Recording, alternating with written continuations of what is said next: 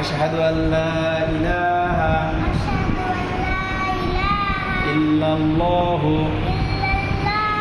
ওয়া আশহাদু আন্না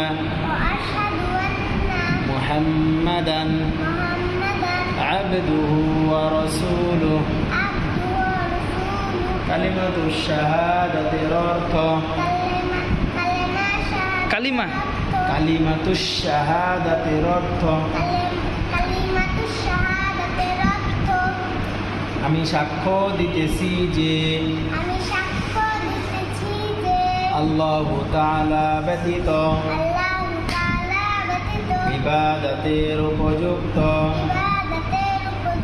আর কোনো মাবুদ নাই। আমি আরো সাক্ষ্য দিতেছি যে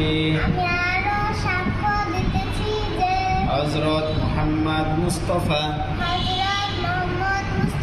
সাল্লাল্লাহু আলাইহি ওয়াসাল্লাম আল্লাহু তাআলার বান্দা ও রাসূল।